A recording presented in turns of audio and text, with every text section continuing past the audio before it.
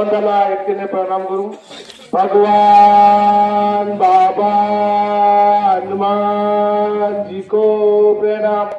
महान त्यागी बाबा जुंजे जी को प्रणाम. परमात्मा एक परमपूज्य परमात्मा एक टिमकी उमरेड शाखा तसेच जागाचे आव्हान नुकतेच पडले असून तर त्या बैठकीमध्ये स्वयं भगवान बाबा हनुमानजी आवार उपस्थित झाले आहे. त्या परमेश्वराला माझा प्रणाम आहे. तसेच सद्गुरू महान त्यागी बाबा जुमदेजी हे सुद्धा आवार उपस्थित झालेले आहे. त्या बाबांना सुद्धा माझा प्रणाम आहे. तसे लाडकी मातोश्री आहे वाराणसी आहे हा सुद्धा उपस्थित झाले आवारूपी त्या आईला सुद्धा माझा प्रणाम आहे. तर पहा आता महागात खूप चांगले झाले आहे आणि भूतबाधेचा विषय झाले आहे. पण माझ्या घरी पण असं खूप भूतबाधेचा विषय होता म्हणून आम्ही या मार्गाशी प्रवेश केला. आणि माझ्या भावाच्या मुखात तुम्ही ऐकलं असत आणि भूतबाधा माझ्या भावावर होती. माझ्या भावावर उमेश भाऊ सावरकर तुम्ही चांगले ओळखता. आणि माझ्या घरामध्ये आम्ही जसे 2 बहिणी आणि 3 भाऊ म्हणजे 5 जण जीव होते. आणि मला खूप आठवते ते पाहिले म्हणजे वैध होते वाण्याचे खूप मला आठवते. म्हणून परमेश्वराच्या कार्यक्रमाला आम्ही धावत असतो. कार्यक्रमाला कधीच नाही ना म्हणून वेळातून वेळ काढून आम्ही येतो. माझा भाऊ तर नेहमीच येत राहतो आणि मी ड्युटीला मावतो पण त्याच्यामध्ये पण मी वेळातून वेळ काढून त्या कार्यक्रमाला उपस्थित होतो. कारण की आपण आधी पहिले होतो कसे आता झालो कसे. तर पहा माझ्या भावाला एवढी भुतडकी लावली होती आणि माझ्या घरासमोर होत होता. मला त्या गोष्टी आधी आठवते. 20-22 वर्षाचा काळ झाला तर तेव्हापासून आमच्या घरी भुतारकी आली नाही. आणि भुतारकीच्या पाच द्यायला कशी दशा केली माझ्या भावाला. मॅट्रिक झाला 11वीत गेला 1184 त्या वैद्याने अशी वार केले तर त्याला पुन्हा पागल कसं करून टाकलं. मला सुद्धा ओळखत होते आईला ओळखत होते आमच्या भावा बहिणी सुद्धा ओळखत होता. एवढं पागल फिरतं माझ्या भावाला करून दिलं होतं त्या वैद्याला घरी सुद्धा गेलो मी. आता महाराज सुद्धा झालं वैद्याने त्या वैद्याने तिने सांगलं का बापू तुला कधी वैद पाहिलास का. आमच्या पिरियड झाले ते आणि लोक अनेकाने हसायचे आपल्याला हे अंधश्रद्धा अशीच आहे तसंच आहे कायचं भूतन काय घेतं म्हणजे ज्याच्या भेटल्यावर त्याला समजते नाही का. तर अशा वेळेला पागल फिरी केलं. माझ्या भाऊ मला भाऊला म्हणत होता आई वडीलला म्हणत होता एवढं पागल फिरी केलं नाही. असं माझं नसेल मी कधीच नाही केलं. हे तुमच्या समोर कोणाला अरे त्याने पागलखान्यात न्या याच्यात न्या त्याच्यात एवढं पागल केलं त्या वैद्याने. तर माझा भाऊ एवढं पागल गेलेल्या बाद गौरव असं चालू शकत नव्हता. त्या वैद्याने एवढं कोर्स केली.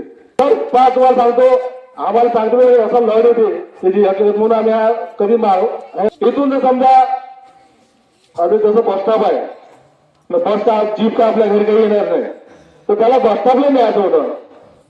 पण तो घरून जाता नाव नाही मी काय येत नाही. बंदी आणली आता याच्यामध्ये कोरोनामध्ये त्याचं बंदीने काही केले पाहिलंय तशा प्रकारे माझ्या भावाची गत केली त्या वैद्याने.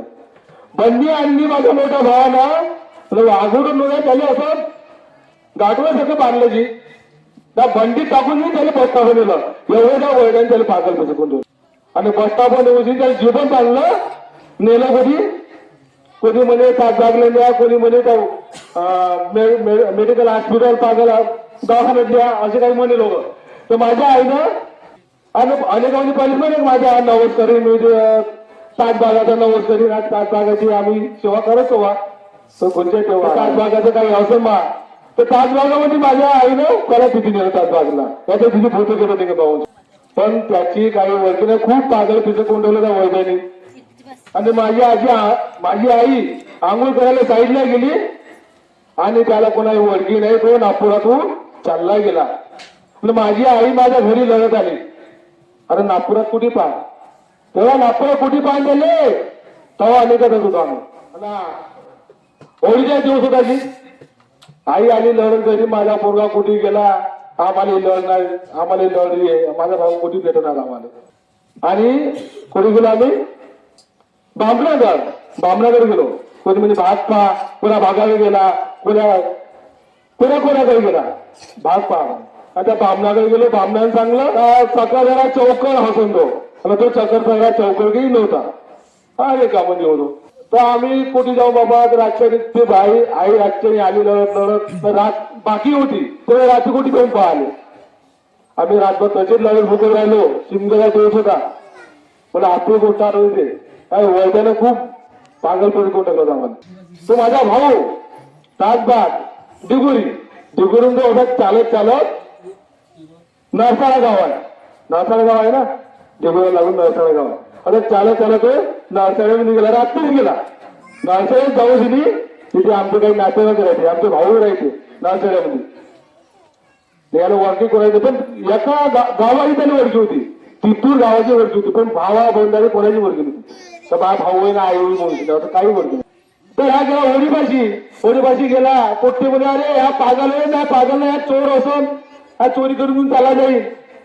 तर लोक थोडं त्या भोवताल झाले. त्याला पकडलं आणि तो गंगावर उठला. त्याने म्हणलं का मग फक्त तिथूर म्हणलं तर माझे सोरे राहते तिथे. अरे भावारे हात नको लावा त्याला कोणी मारा नको. तिथून म्हणलं मला पाहिला कोण होता. त्यांनी आपल्या घरी पकडून नेलं आणि रातभर तो जेवण पोटी जेवणाच्या आधी कोण भावाची ओळखीनं काय जेवण करत अशी दशा कोणी त्या वैद्याची.